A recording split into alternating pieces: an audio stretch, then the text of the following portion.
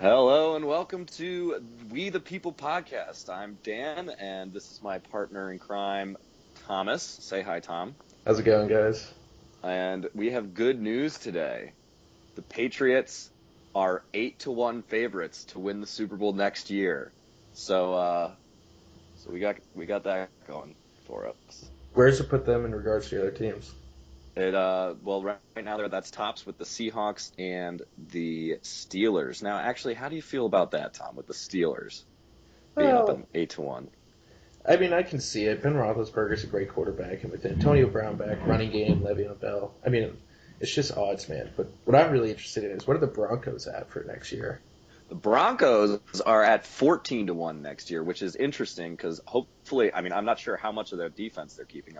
I'm assuming most of it. Um, but could this be Peyton Manning's last game on Sunday?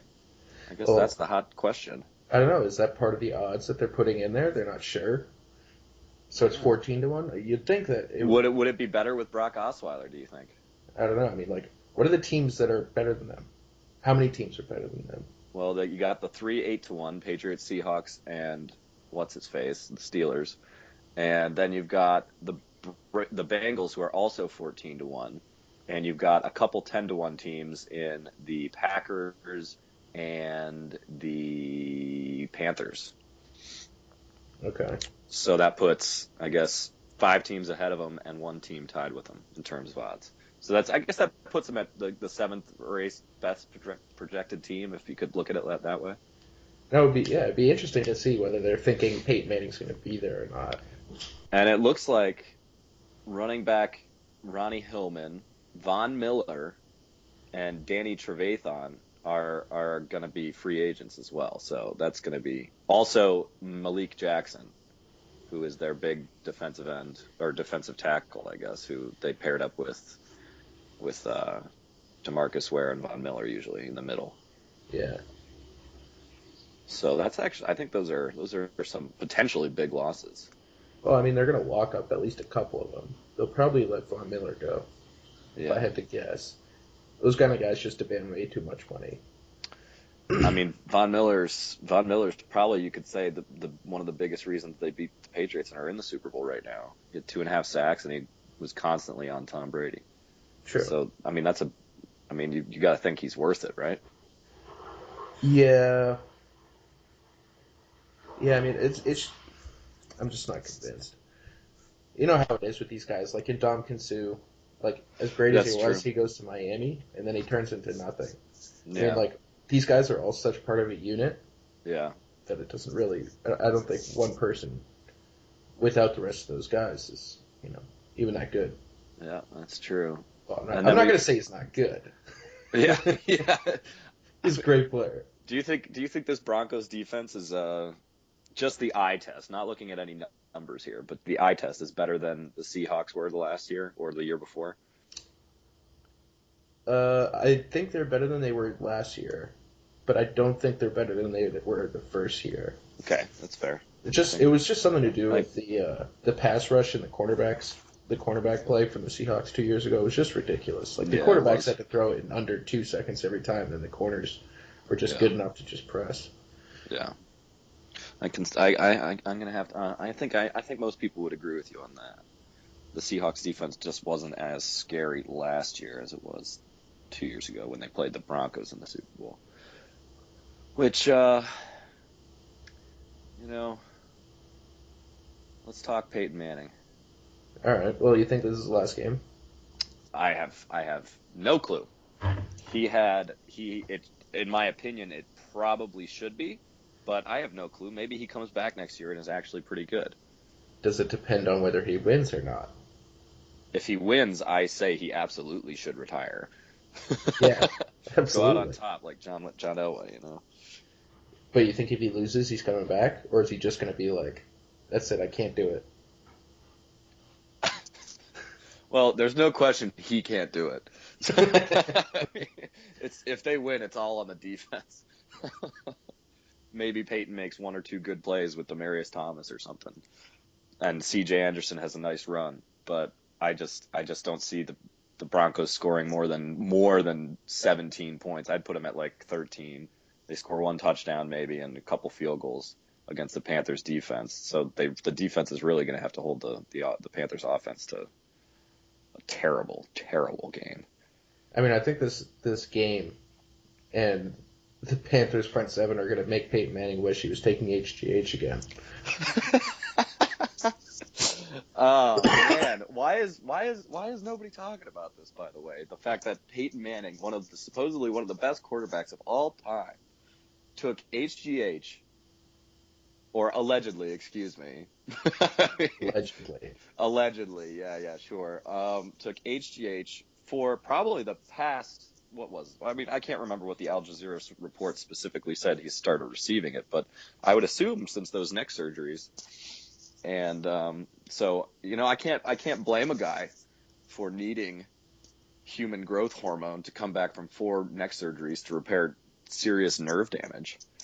But I can blame the NFL for not doing anything about it. I mean, what are you talking about? Of course you can blame him. Other people have had injuries that essentially would have ended their career and then didn't take HGH and You're right. didn't come back and break records and, essentially cheat his way into 4 more years or 3 more years. We're not even going to count this year. Yeah. Of, just great play and Super Bowl contention. I also don't really know the science behind how HGH really affects the body. I'm not an expert. I won't pretend to be. But do you think he sucked this year so bad because he knew Al Jazeera was hot on his tail, and so he stopped taking it? I think you've got a fair point. I mean, but at the same time, just because you take HGH doesn't mean you can play till you're 75. How old is Peyton now? 70, 71, 72? He's a year older than Brady, isn't he? That's it. Yeah, he's only a year older. Brady's I'll never forget this because his birthday's 3 days before mine. So he's turning 39, I believe, in August. Peyton Manning needs to get his hand on some of that, whatever it is, vegetable meat diet that Tom Brady has. Yeah, iodized salt. What's Tom Brady's guy? Guerrero or something? Oh my gosh. Do you think that's actually the reason why he's so healthy? It seems so ridiculous. I don't know, man. He started it a while ago, I think, and he's just been consistent with his nutrition for the past 10 years, something like that. I mean, maybe it just it goes a long way over a long period of time. I don't know. Maybe Tom Brady's also taking HGH. I have no clue. But Peyton's the one who's been accused of it. Peyton Manning should have just done a Tom Brady and been like, everybody does HGH. Why are you coming down on me? Yeah, and then sued the NFL. Or not sued him, but appealed, at least appealed. But no, there's nothing to appeal yet. But I would expect Peyton to fight it if the NFL does find that he's guilty. Because do you think if anyone besides Al Jazeera made this accusation, it would carry more weight? I don't know, man. I mean, maybe it's ESPN being like, well, why didn't we have this story? Well, let's not report it because we didn't get the story. But I don't know. That just doesn't seem like good journalism. But it's ESPN. They don't. Since when did they care about journalism? They don't know what journalism is anymore. Oh gosh, I don't know. I think he's gonna retire, Ben. You think he's gonna retire? Yeah, I mean, I could see him 50-50 at this point. He can retire. I could see him coming back, even as a backup for Brock Osweiler. He's not coming back as a backup. You know the ego this guy has? I mean, I assume it's quite large. He's one of the best quarterbacks ever. Exactly. I've never met the guy personally. Of course, everyone, on TV's, oh, he's the nicest guy. Apparently, everyone's the nicest guy. You usually find that out at funerals. Pac-Man Jones is also the nicest guy. What would they say about him at his funeral? He was the kindest, most gentle, never heard a fly. He never beat up those strippers. That didn't happen. That's going to be not on the day of his death. Seems like he should go to the Raiders if they want to go to Las Vegas. Dude, Pac-Man Jones thrives in Las Vegas. Plus, the Raiders are, well, I guess the Bengals are a good team for him, but historically, but the Raiders are also a prime landing spot for a guy like Pac-Man Jones. Although the Raiders are a team I expect to be very good in the next couple years with that core on offense of Latavius Murray, Michael Crabtree, Amari Cooper, and David Carr, or Derek Carr, excuse me, not David. Dear God, not David. Speaking of the worst quarterbacks ever. I mean, I'm not completely sold on Carr yet. I mean, we'll see how high his ceiling can go. That's true. I mean, He's a he had decent a great quarterback year. right now, but He had a very good year. But his team was what, they finished 7-9. I mean, I think we've learned from the past 10 years that it's more important to have a good defense. I mean, they can have that great core on offense, but how many games did they lose this year? They lost 9. Yeah, like they had. I mean, just talking fantasy numbers here, like one of the top 10 quarterbacks in fantasy, Yeah. top 10 wide receiver, maybe two in the top 15, a top 10 running back, and yet they still only won 6 games. Yeah, no, it's true. And I mean, I know fantasy isn't really an indication, but I mean, it says something about the kind of production that you're getting on offense. No, that's a very good point. And they do have. I don't know who they have. I know Charles Woodson is retiring, and he had actually I'm surprised because he had a pretty good season, even though he's also 38 or 39 or whatever he is. But he made the Pro Bowl, and I don't think it was just like a gentleman's like Kobe Bryant All-Star game. Like, I think it was legitimately because he had a good season. But and they've also got Khalil Mack, which is a big piece there. Obviously, the guy's a beast. But I just don't know if I just don't know of anyone else on their defense. I don't know a single person. Yeah. So I mean, the West is going to be interesting. I think if the Raiders can take that step forward, do you think San Diego's still going to suck? Yeah. They got beat up by injuries pretty bad this year. But if the Raiders take a good step forward, maybe the Broncos take a slight step back. Who knows? And the Chiefs kind of stay where they are. Mediocre. Mediocre, yeah. Even though they did win 11 games in a row this year. They also lost 5 games in a row. That's true. Tom, you're so smart. So yeah, there's that. And then if the Raiders take a step forward, finish maybe 9-7, 10-6 or something. If they can, beat the Broncos or the Chiefs at least once or twice. I mean, who knows? Who knows who could win that division? Who could come away with that division? It's an interesting division. Okay, so assuming Peyton Manning does retire, is he the biggest retiree this year? I mean, I feel like there's some players in the league that have been getting old. Well, do you want to talk about biggest retirees this year? I mean, Peyton Manning, if he does retire, I don't think we should be all that surprised. But one we can be surprised about would be our good friend Calvin Johnson, who we as non-Patriots fans have always loved. Yes. and always dreamt of having come over to our side. Always. But I mean, like literally since he came into the league. What if the Patriots had Calvin Johnson? But let's be real here. Is he actually retiring? That's the real question. What are his motives? Now, if he actually is retiring, I can't blame him at all because he's only had 2 winning seasons in his 9 years in the NFL.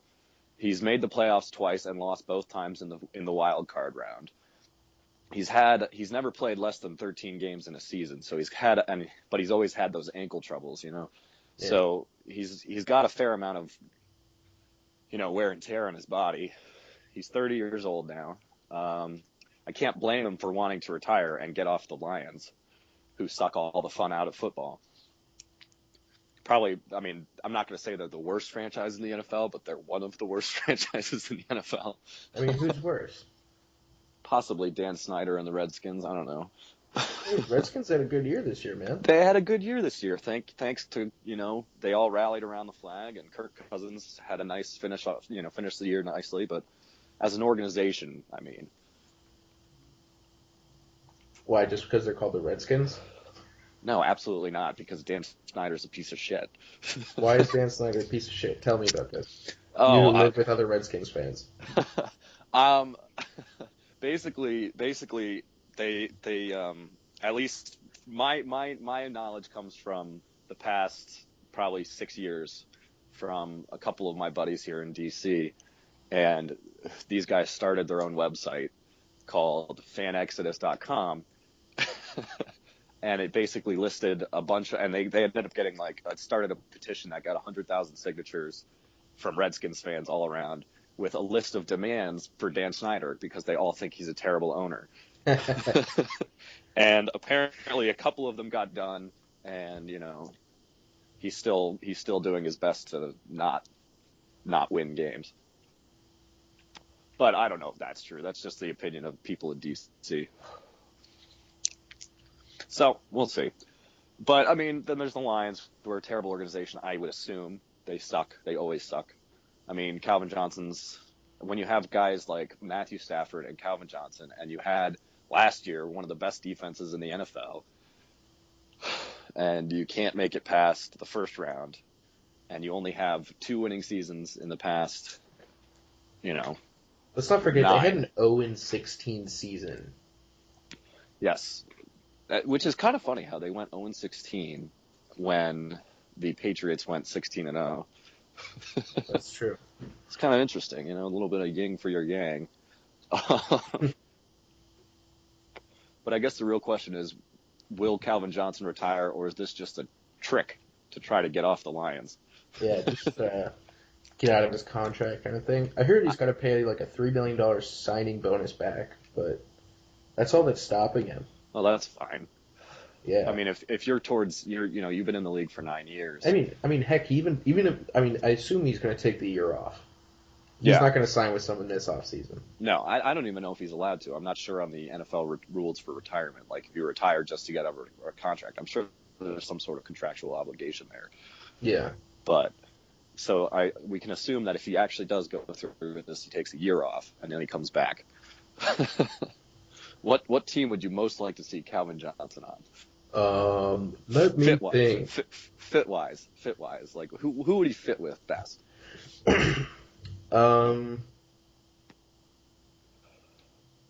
All personal opinion aside. Maybe who would he fit with best? Maybe the Colts. Just because of the Andrew Luck loves throwing deep. He loves Of more than course he anything does. in the entire world. I would love to say the Patriots. I don't know why. It seems like being with Tom Brady would be a great. I mean, I'm sure Calvin Johnson would love that. But as I far as think like just being with a gunslinger, someone similar to Matt Stafford, better team. I mean, the Colts are kind of iffy. They had such a weird season this year. Like, yeah. they were in the AFC Championship the year before. They don't even make the playoffs this year. Like, that was just kind of bizarre. Andrew Luck obviously was injured for a lot of it. I just think it's funny whenever you mention the Colts in the AFC Championship. The fact that they raised a banner on opening day that said AFC champion runner up. That was the funniest thing ever. Oh man. But yeah. So obviously it would fit. I think Calvin himself probably just wants to go to a team that can win, obviously, if he does come back. Do you think the Patriots would sign him? He would be expensive. Absolutely. He'd be Well, I don't expensive. know. I don't know how expensive he'd be coming back after a year. They might do a 1 year thing. They seem to like don't mind doing that. If it doesn't like tie up their franchise for the next 10 years and they take away their freedom, like It's true. they have some cap room. They make it happen. They always have cap room. Because Bill Belichick's a genius, but you didn't hear that from me.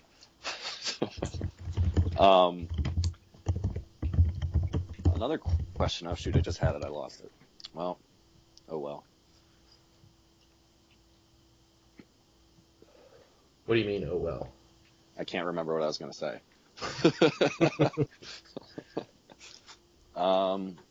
Calvin Johnson obviously wants to go to a team. Oh, do you think Do you think even say he takes a year off, he signs with a team that could really use him well, like the Patriots or the Colts, for example? Do you think he can still be as dominant as he once was, even with all the wear and tear on his body? Yeah, absolutely. I mean, look at Randy Moss. Randy Moss was older. That's Came true. in and had a fantastic season. Jerry Rice played till he was 40. Don't tell me he didn't have wear and tear on his body. I mean, Calvin Johnson's a big dude. He's taken a lot of hits, but I mean,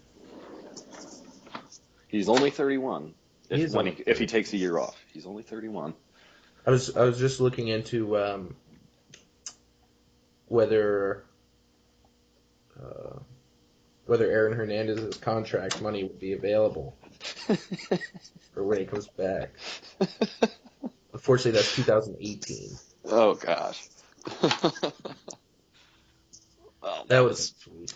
that was just wildly unfortunate situation. Nobody could have seen it coming. We're still paying him money.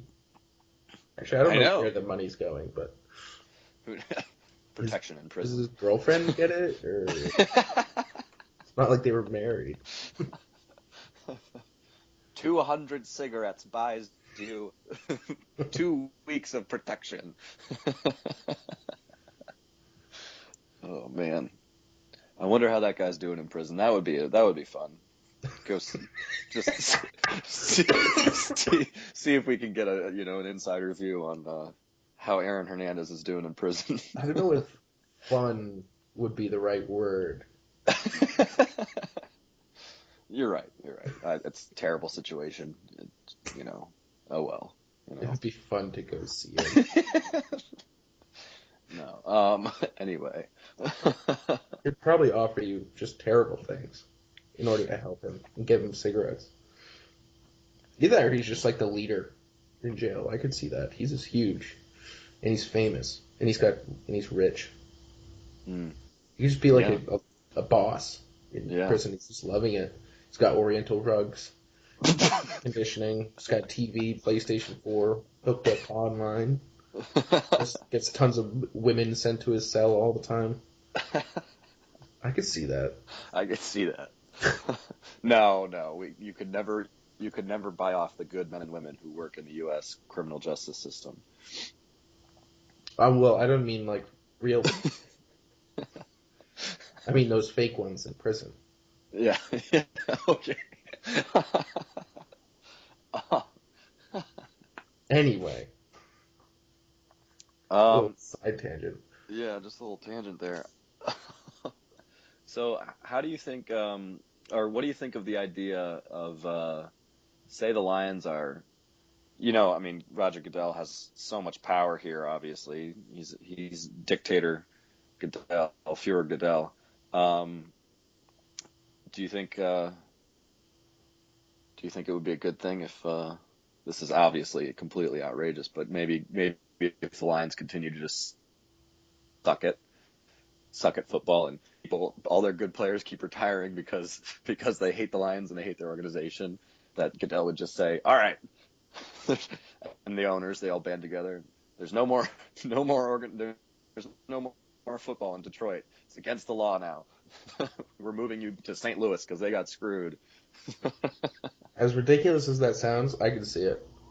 I mean, all joking aside, Detroit is in some serious, just money problems. I mean, it costs the city money to have the Lions there. It doesn't add anything to the community. It adds nothing because they're so terrible. There's nothing for anyone to rally behind. All they cause they just go there with they make the people buy more brown paper bags than they already do. Make them buy tickets so they can go to the game and wear brown paper bags for the last 15 years. I mean, you better believe about it. This is not. What's that? You better believe Detroit, the Lions would be moved out of there if they stopped bringing in enough money for the owners. Yeah, absolutely. And let's not pretend that this is the first time this has ever happened. I mean, Bernie Sanders retired when he was 32. And he was one of the greatest running backs ever, just like Calvin was one of the greatest wide receivers. What did you just say? I didn't say Bernie Sanders, did I? Yes, you did. I've been thinking about the Iowa caucus a lot. I meant Barry Sanders. I was like, Bernie Sanders is on the Lions? Barry Sanders retired when he was 30. Oh, okay. Wow. Classic little Freudian slip there. Anyway, if this keeps happening, say they draft, the Lions are bringing in enough money. Let's pretend that they're bringing in enough money. The owners are happy there because they're making their coin. What if they drafted just some stud next year, and he turns into another Barry Sanders, or Calvin Johnson type, and ends up after 7 to 10 years in the league just retiring because he hates football now. Like, should the Lions still be a football team? This happens all the time to poor players in the NFL. I mean, like, great players just go and die on franchises that just never do anything. Yeah. Now here's another this is a good segue, because the other question, this leads into whether or not it happens more in football or basketball or baseball, where some of the best stars in all of their sport never make it, sometimes not even to the playoffs, sometimes not past the first round, never make it to a championship. Ted Williams, for example, one of the best baseball players of all time, some say the best, only went to one World Series, didn't win. Ernie Banks, all Hall of Famers. Ernie Banks, Billy Williams, Ryan Sandberg, Andre Dawson, Ken Griffey Jr., Ichiro Suzuki, Rod Carew, none of them made it to a World Series.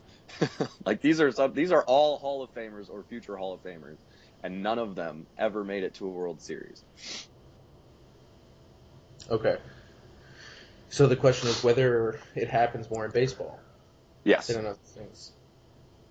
Here's the one proviso that I think that might kind of skew it a little bit, because it seems like, just off the cuff, that the MLB has all these players that are just, really great players, and they just never make it anywhere. Like poor Nomar Garciaparra. He made it Nomar never did. Even great players, not Hall of Famers maybe, but great players. Nomar never made it to anything. Yeah.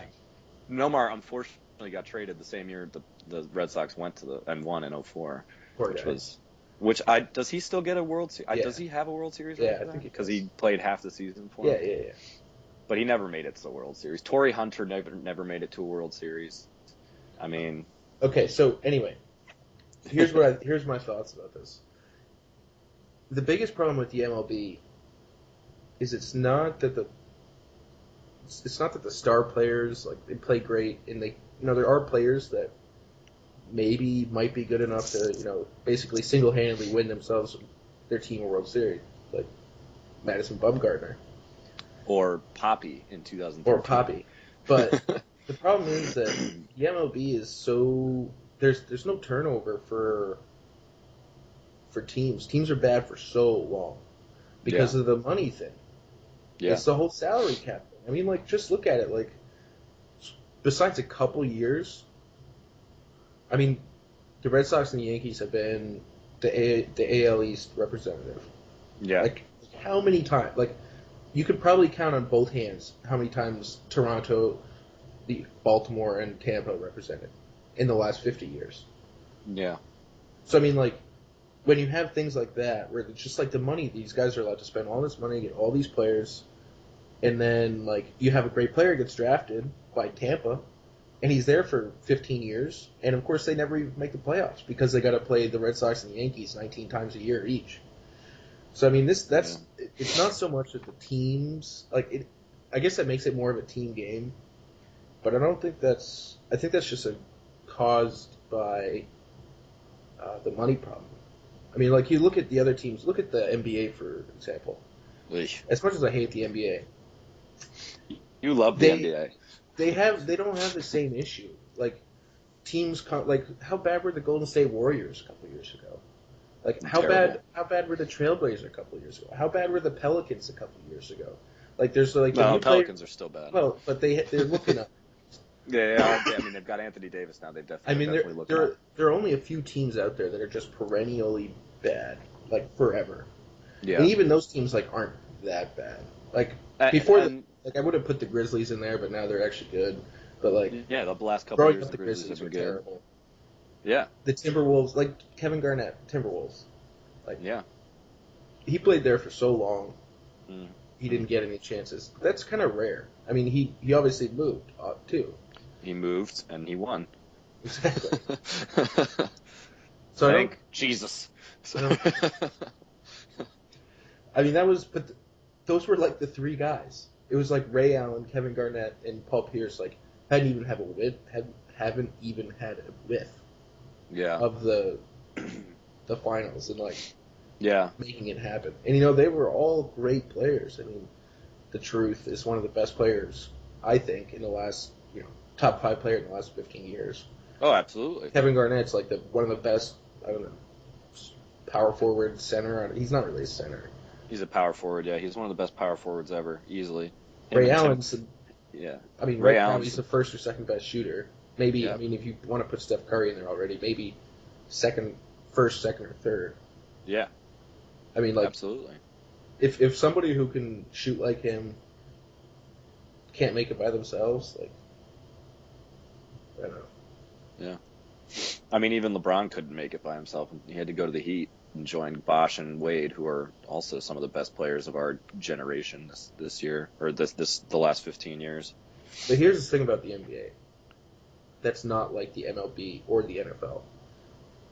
Like, we just talked about how these teams happened. They get 2 players, and they're a title contender. They sign 2 players, and they're a title contender. Yeah. If you're like any of these NFL teams, say you sign, let's say, who made some big free agency pickups in the last couple of years that were like, okay, the first year of the Broncos, the Broncos got like Peyton Manning, they got Emmanuel Sanders, they got Von Miller, they got like DeMarcus Ware, they got. I'm not sure all these Ward. Like they just got all these ridiculous players. They got what's his name, Talib. Like they signed all these guys, and this is the first year since they've actually made it, and like had some sort of an opportunity. Like I don't know. It just seems like the NBA, obviously the smaller team out on the court, the star players make more of an impact. So it almost absolutely. seems like less of a team game. Yeah. That's what I think about the NBA, at least how it's currently laid out, and having basically what the formula is now is you just need a big 3. You need 3 all-stars who can get your team, and then you're a contender. Which unless you're the Spurs, and then you can just unless you're the Spurs. Who cares? I mean, as long as Tim Duncan's there, they're gonna win. Yeah. Tim Duncan and Pop. That also speaks to how good of a coach Popovich is, because he just gets all these underutilized. He's kind of like Bill Belichick of the NBA. Of course, underutilized players that nobody really cares about, and he just turns them into good players. And or at least what's that? Can you imagine those 2 hanging out? It'd be such a grumpy time. Oh, seriously, such a grumpy time. Oh, I love it. Post-game interviews. They have to interview each other. Oh, that would be so funny. Oh, I could see them getting, like, behind closed doors. I could see them getting pretty chummy. I could see it too. I mean, have you've seen those Bill Belichick NFL films, right? Yeah. I mean, Bill Belichick. He's Belichick. Guy. He just hates the media.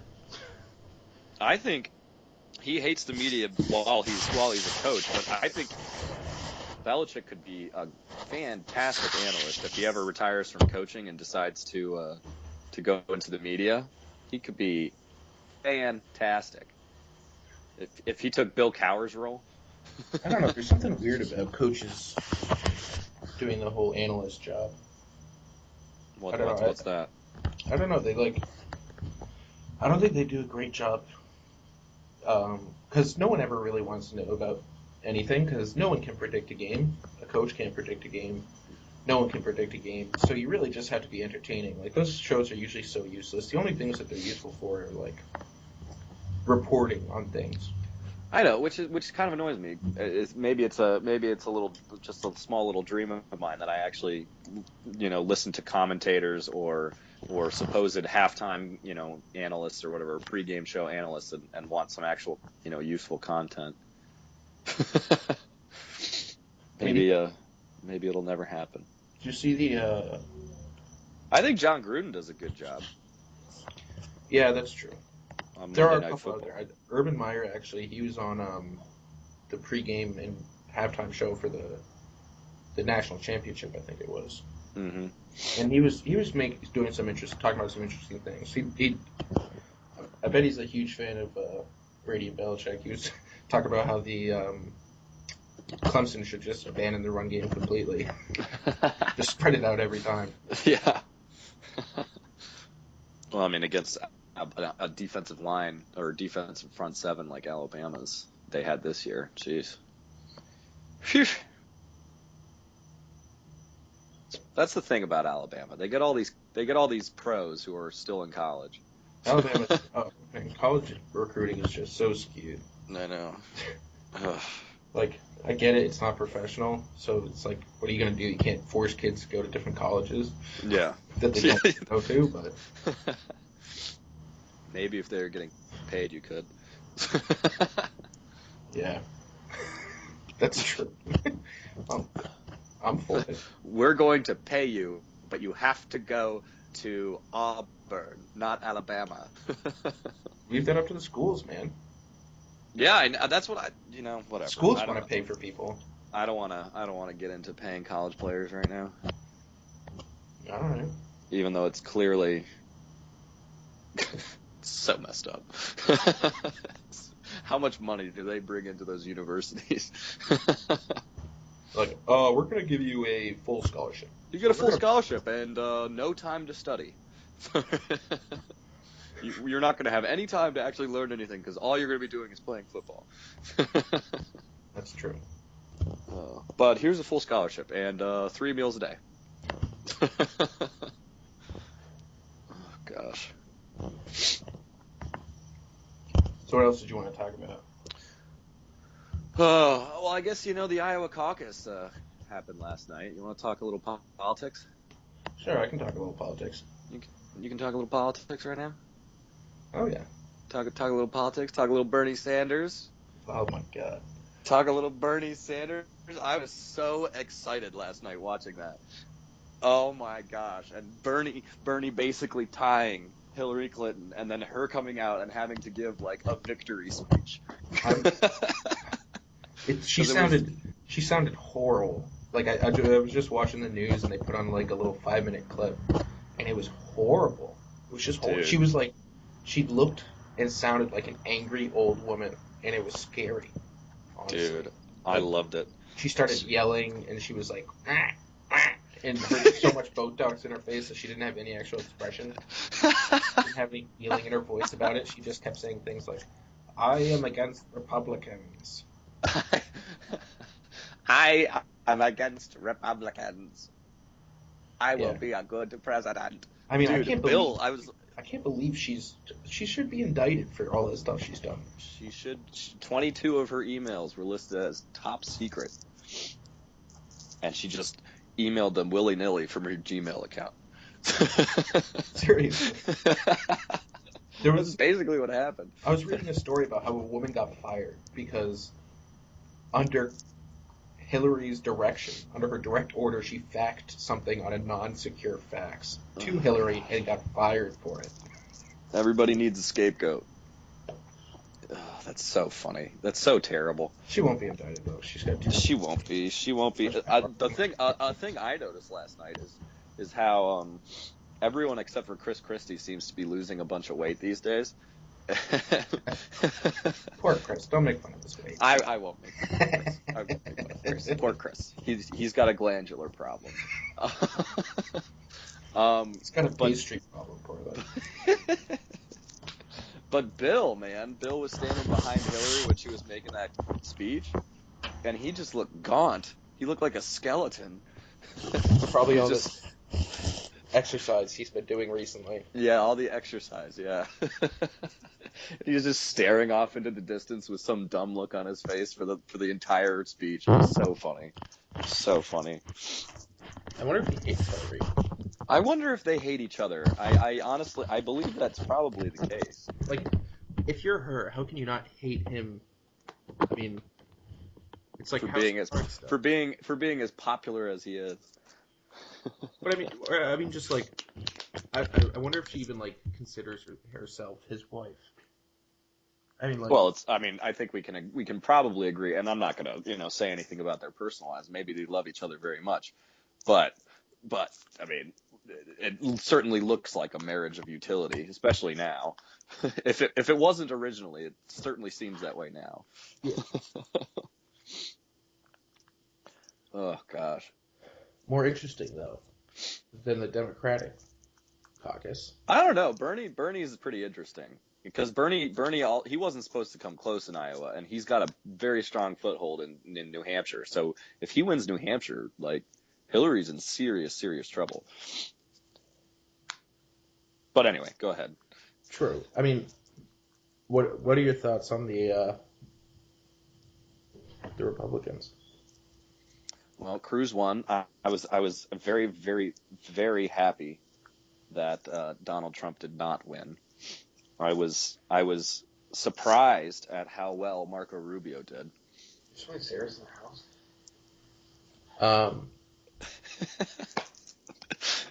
I mean, I'm honestly, I was surprised too. I was surprised at how I was. Maybe it's because it's that's how the media has only been covering Donald Trump on the Republican side, and so it makes you think like, oh well, like everyone is just going to vote for Donald Trump. But it was good to see that the Republican base seemed to, because there are Trump voters, and then there's the other the majority of Republicans who know better, and but the majority of Republicans who know better are all split between Rubio, Cruz, Rand Paul, Jeb Bush, Ben Carson, at least in Iowa. So Okay, no one's split for Jeb Bush. poor You Jeb, got to stop it, Carson. poor Jeb, poor Jeb. I read an article about how he spent like almost $3,000 per vote. I think it was 5,000. Was it 5,000? I read an article last night by 538.com, and they said 5,000 per voter who voted for him, which was way more than anybody else. Like he should have just like he might as well have just given those voters $5,000 and then been like, please God, vote for me. It's really just, it's terrible how Bush has run his campaign. Clearly, I mean, I don't know. Maybe it's just because. Do you think the only reason is just because he's so boring? No, I don't think that's the only reason. I think it's also the reason his name is Bush. Bush is a big factor, obviously. I mean, it's the same thing with Paul, Rand Paul. Yeah, His last name's Paul. He's gonna have issues. he's gonna have issues. From when he was a child. He was raised by Ron. Okay. There's going to be serious psychological issues there. No, I'm kidding. But I was glad to see that Republicans in Iowa at least rallied around one candidate who could beat Trump there. Which was nice because I thought Trump was going to win because everyone else was going to split up the vote of normal, regular, smart Republicans. Okay. Besides Rubio and besides Trump, Rubio doing so well, Trump doing so poorly. No, he didn't do poorly, but it really wasn't up to the standards. Yeah. The third most surprising thing for me was, who the hell is Jim Gilmore? Jim Gilmore. Here's some knowledge for you. I saw his name pop up on the ticker. I was like, who the fuck is Gilmore? How many votes did he get? 2? I don't know. I'm looking at. Well, he got 0% of the vote, so it's negligible. Yeah, it's obviously negligible. But he's been in since the summer, but nobody's known. He didn't even make the undercard debates. Okay, that maybe we could explain why. I had no idea. He was governor of Virginia back in like 2002 or something. Yeah, till For 2002, he was yeah, in office. I think it might have only been one or two terms, and then he tried to run for Senate in 2008. 2008 and lost to Mark Warner, who also ran for president in 2008 but dropped out early and then ran for Senate. Um, he and so he's and that's it. That's all he's done. So Okay, why is he not dropped out? I don't know. I can't tell you. I don't know much about Jim Gilmore. I don't think anyone does, clearly. Like honestly, I mean, Gilmore, Santorum, Christie, Huckabee did, Huckabee did, thank the Lord. Kasich, whatever you Yeah, say it. Kasich. Even Fiorina. I just think they should drop out. Like, They should, yeah, absolutely. I mean, Bush is And even on the line. after New He Hampshire, got Bush, see, 2.8%. yeah, the thing with Bush is that he hasn't really spent any time in Iowa. He spent a lot of money in Iowa, but but he's been, at least as far as I know, he's been in my lovely little home state of New Hampshire for the past 3 months, just hitting the ground hard or trying to. I don't think that guy can hit anything hard. He's so passive. Oh, Donald, you should apologize to my wife. Which he should have, but I mean, it was just such a funny thing. And then I just remember from those debates, and then he would try to attack Rubio, and Rubio just wouldn't have any of it. Just put him in his place. Florida boys, man. I know, so sad.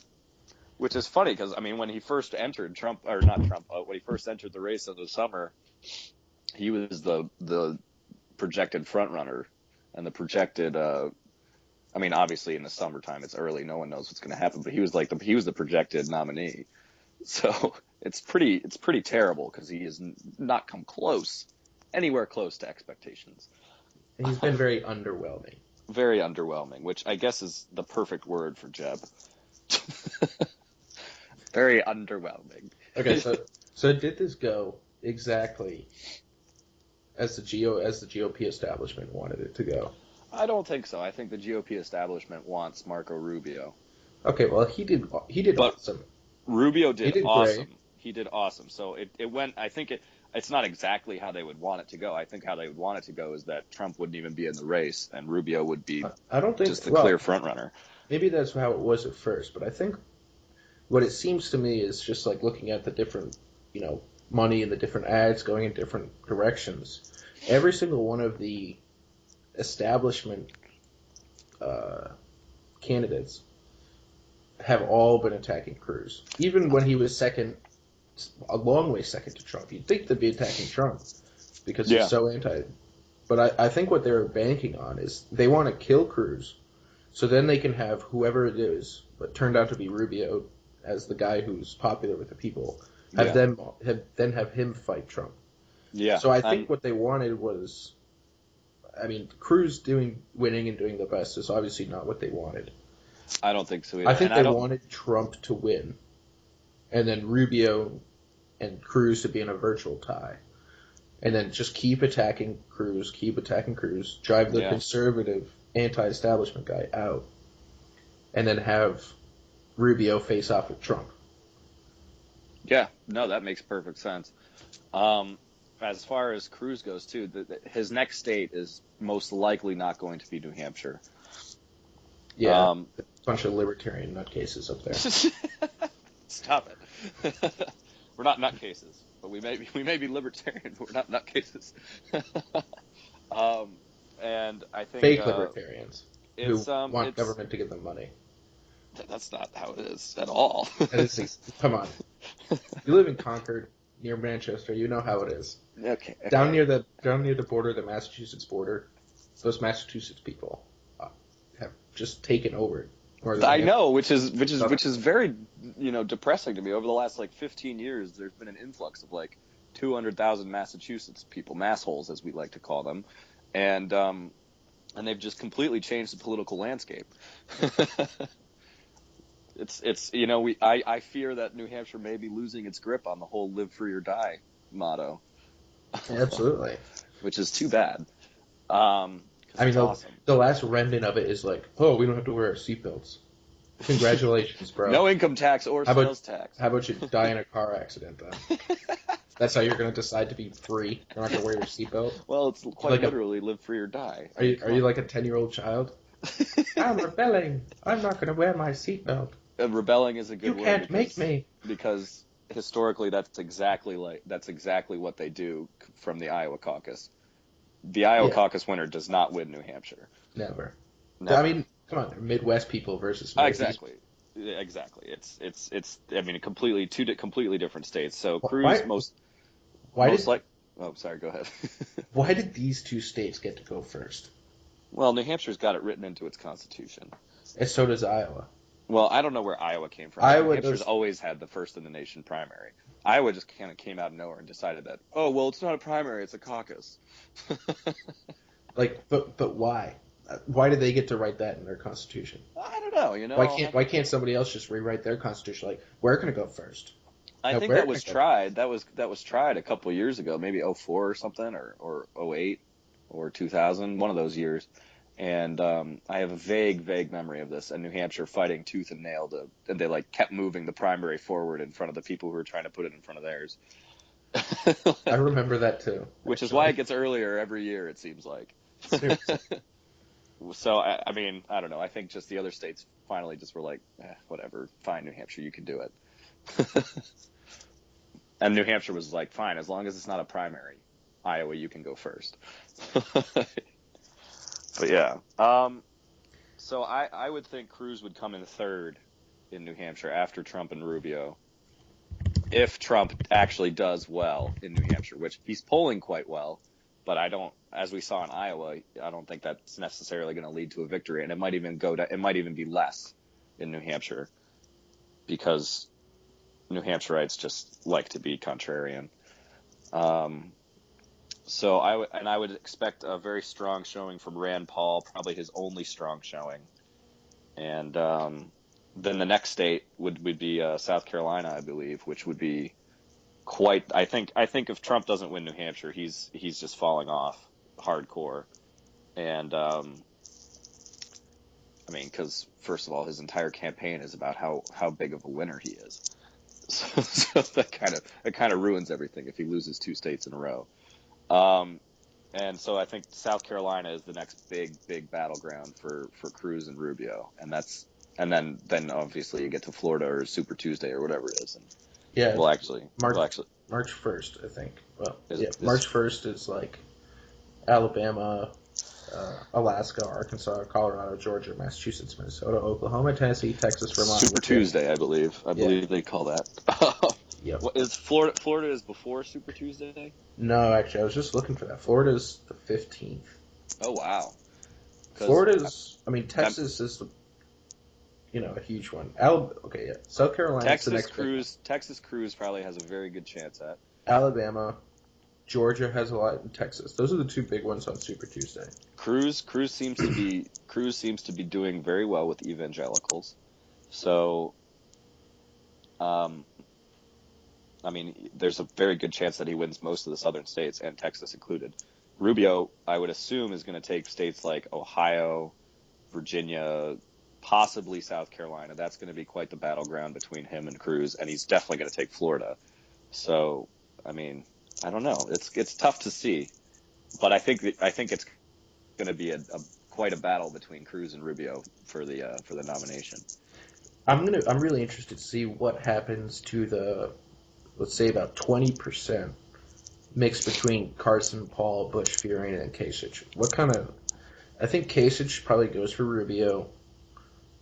So is Bush supporters, but I think Carson, Paul, and Fiorina will all go for Cruz. I know. I would assume Carson definitely because and Rand Paul's supporters as well because they're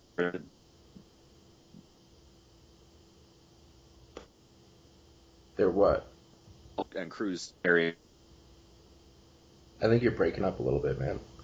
But They're probably the closest beliefs. Oh, yeah, I sorry. mean, Good. yeah, it's all good. The Um, Carson appeals very much to evangelicals, so they're probably going over to Cruz because he also appeals to evangelicals clearly.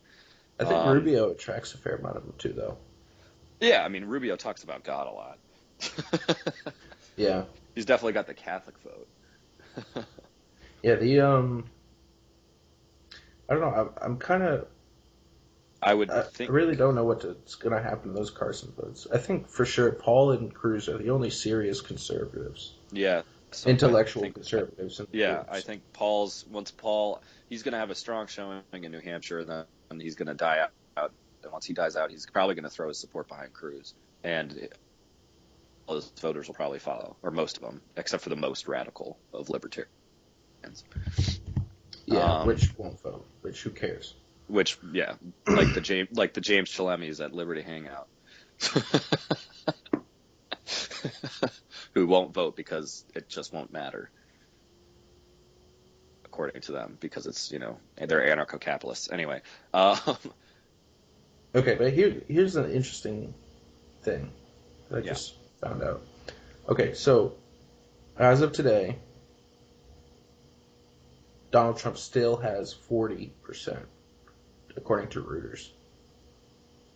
40% for Trump. Ted Cruz 16, Rubio 10.8, 7.2 wouldn't vote, 7.1 Ben Carson. wow, 7.2 wouldn't vote. What does that even mean? Wouldn't vote for what? If They it don't was one like of these four guys? they don't like the candidate. Do you think that's Ron Paul support or Rand Paul support? Excuse me. Like I don't understand that. What does it mean wouldn't vote? Yeah, That they just just don't love any of the candidates, so they're not going to vote because they feel like Hillary Clinton's a better option. yeah, I don't know. Uh, Something like that. I can't tell you how excited I am that Bernie is going to win the nomination. I think that would be really good for Republicans. That's what I'm thinking. Unless Yeah. unless Donald Trump gets elected. Because then Well, people Donald Trump could be the end of the Republican Party as we know it. true, but I mean, like think about it this way. I think a fair amount of moderate Democrats who have jobs and hate paying taxes will not vote for Bernie Sanders. I think they'll be far more inclined to vote for, even if it's Cruz, Rubio, Bush, Yeah, Kasich, whoever it would be, they'd be far more inclined. Because I mean, absolutely. he's far more pronounced about his socialist views than even Obama was. Absolutely. So I Absolutely. mean, like, if any of these guys with college educations, middle-aged men and women who have jobs, typically, or families, I just don't think they'll vote for Bernie. I mean, I there was some stat about the new voters and how many uh, Sanders got. He got like 80% of people voting for the first time yeah. Well, a versus lot of those are young people. Sanders exactly appeals to young people a lot. because young people are stupid. Yeah, of course. What the heck's wrong with our generation? It's not just our generation, it's young people of every generation. Actually, I don't think that's actually true. We're I being think, taken advantage. You can never blame the young people for what's going on. It's like we're not running the country. We're trying to start our lives. We're trying to like make ends meet. We're trying to find jobs. yeah. And the people running the country right now are those crazy hippies from the 60s and the 70s who just smoked pot, went to Woodstock, did acid, and now Yeah. they're running our country. I shouldn't be laughing because it's true and it's obviously we see the results. And I don't know, it kind of pisses me off when people are just like, oh, the young people in this, It always ruining this pisses me off. country. And I'm like, And people, get out of here. millennials are terrible. Millennials are terrible. And I'm like, okay, millennials are no worse than the boomers are right now. Okay, let's be honest.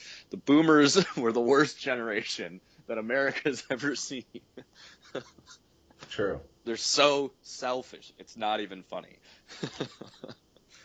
But anyway, yes, I agree with you on the Bernie point, which is why I would be very excited because I can't Hillary Clinton is a witch. I can't do it. I can't do it either. I can't.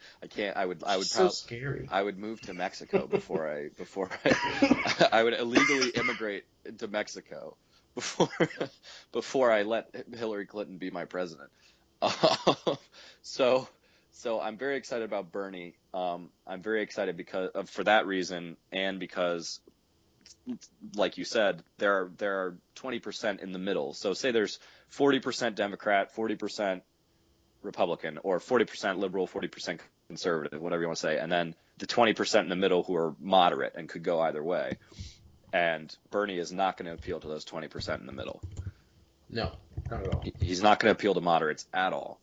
So that if Bernie wins the nomination, I mean, the Democrats are probably very scared about this, but if Bernie wins the nomination because he's got such a great groundswell of support or whatever, and nobody likes Hillary because she's being investigated by the FBI and she's a witch, um, that's like saving grace for the Republican Party because Trump almost ruined it all.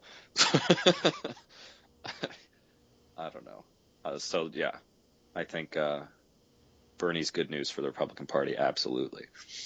I mean, you would think, in theory, that if the Republican nominee, whoever he is, can make a convincing defense of capitalism, Yeah. considering he has the support of history, Yeah. that they should be able to win. Considering he has the support of history, which is probably very big, but you would think that would matter a lot to people. However, when is the last time the Republicans made a convincing argument about any of their positions?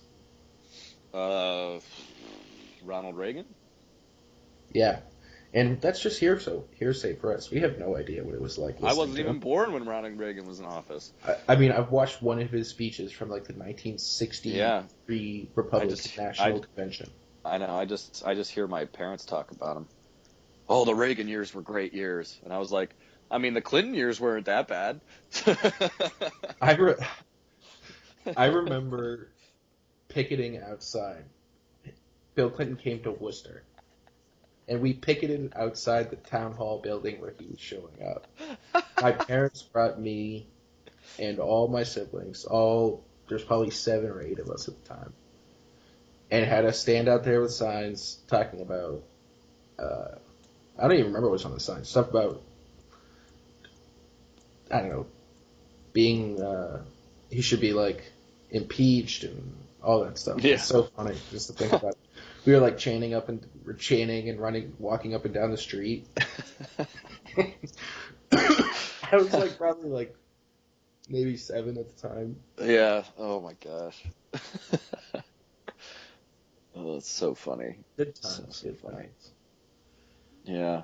Back when we were just like reasonably pissed off that the president was from the other party and we weren't just depressed because our country's going down the tubes. Yeah, because I mean the 90s weren't I mean sure we had a Democratic president, but it was Bill Clinton who was pretty moderate at the time. He's a politician. He was a politician. And he worked with the Republican Congress that he had. Because Newt Gingrich was a badass. Because Newt Gingrich was great as a speaker, and then and also you had the technology boom from the internet and everything. So the economy was booming. You had a surplus for the first time ever, pretty much, since the country was started. I don't even know if we had a surplus when the country was started. Actually, probably not. We borrowed a lot of money from France. But we had a surplus, and there was no national debt. And then the last 15 years have just been... I mean, can you imagine? 15 years ago, we had $400 billion just to spend because we had a surplus. And now it's $19 trillion is the deficit. I mean, what the heck? Yeah, I mean, but 2 presidents later. It's not even all Obama's fault either. No, of course not. Obama's added massively. Bush had a huge role to play with it. The 2 wars had a huge role to play with it. Entitlement programs, obviously. I mean, that's just the what do you call it? This is like my theory on how the landscape has shifted. Used to be there was somebody in the left, there were people in the right, and there were people in the center. Yeah. Now it's shifted so that the people on the left are in the way left. Yeah. People in the center are the mid-left, and the people on the right are in the left, and then there's the conservatives who are just like still barely to the right of center. Yeah. Yet we're treated like we're the crazy anarchists if the entire thing had shifted Right. even though this is how it's been for the majority of our existence as a country. Oh gosh. And to think it all started with Woodrow Wilson. No, I'm kidding. Or Theodore Roosevelt. Yep. Oh goodness. Okay, I got two funny articles for you. Headline articles. Okay. Number one. Advisors hopeful Jeb Bush finally has momentum to end campaign.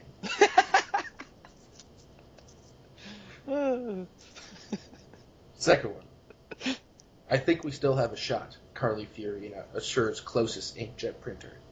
Oh my gosh. Oh, poor Carly. I actually really liked Carly. I thought she was great. I mean, there was just no way that she was ever going to get enough support to do anything. She's kind of scary. Yeah, Look, it's kind of scary. I'm not being a sexist or You anything. can't just say that about women, Tom. I'm not being a sexist. It's not like that. But there's something appealing about an attractive woman. Oh, is there? It's just hard for women. What is it about attractive women that you find appealing, Tom? I don't know. I'm just saying, when people get angry, it makes men look bad when they get angry and start yelling and stuff. Just look at Howard Dean. I think I don't think it goes over as well with women, and they get angry and they start yelling. And I don't know. It's just really? I don't know. I think it has something to do with the natural dignity of women and being kind mothers and wonderful people. That when they get angry, I don't know. It's just unappealing.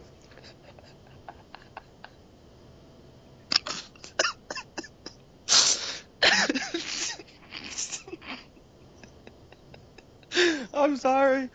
You don't think it's because I could see the opposite. I'm not necessarily from me or you, or maybe most people, but I could see the opposite, where people would see a woman get angry and start yelling, and they would be like, "Oh, she's empowered." I don't know. Maybe, I could see it. Maybe not. I don't know. What do I know? This is all my opinion. I don't know anything about women, so I'm not going to pretend to. Oh goodness. All right. Is there any last words you want to say? Last words? No, I think this one flowed a little better than the last one. What do you mean? This is our first podcast. This is our first podcast. That's what I meant. That's pretty good for a first podcast, is what I meant. I think we're okay. Should have the website up this week, hopefully. We'll get our tech guy on it. Tommy Marshall, here's a shout out. He'll love it. Also another shout out to my cousin Charlotte and Tommy Marshall for getting engaged to be married. Very exciting news. I don't know. No, I think that's it. Hasta la vista. Oh, we'll sign off. We love you, Colby. We love you, Colby. Listen to us.